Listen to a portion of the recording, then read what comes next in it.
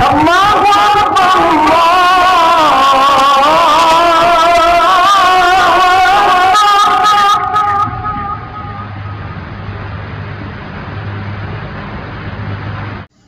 اللہ الرحمن الرحیم۔ محرم الحرام کا مہینہ شروع ہو چکا ہے اور عاشورہ کے دن یعنی 10ویں محرم کو روزہ رکھنے کی بہت زیادہ فضیلت رسول اللہ صلی اللہ علیہ وسلم نے بیان فرمائی ہے۔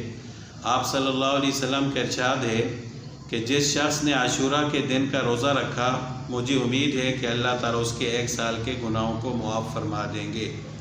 لیکن ایک حدیث میں آپ صلی اللہ علیہ وسلم نے یہ بھی فرمایا ہے کہ اگر میں آئندہ سال زندہ رہا تو 10ویں محرم کے ساتھ 9ویں کا روزہ بھی رکھوں گا، کیونکہ صرف 10ویں کا روزہ یہودی رکھتے ہیں تاکہ ان کے ساتھ مشابہت نہ ہو۔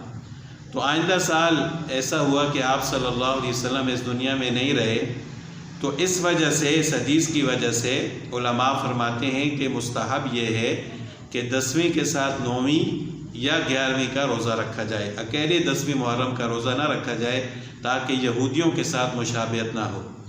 اس دن 10ویں محرم کو اللہ تعالیٰ نے حضرت موسیٰ علیہ السلام کو فرعون سے نجات عطا فرمائی تھی۔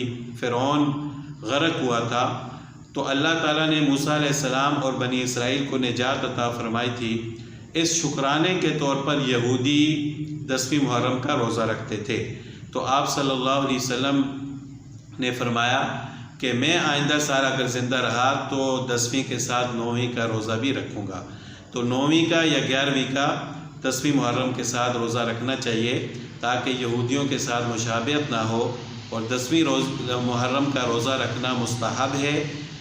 رمضان المبارک کے روزے فرض ہونے سے پہلے 10ویں محرم کا روزہ فرض تھا، لیکن جب رمضان المبارک کے روزے فرض ہوئے تو 10ویں محرم کے روزے کی فرضیت ختم ہو گئی، البتہ مستحب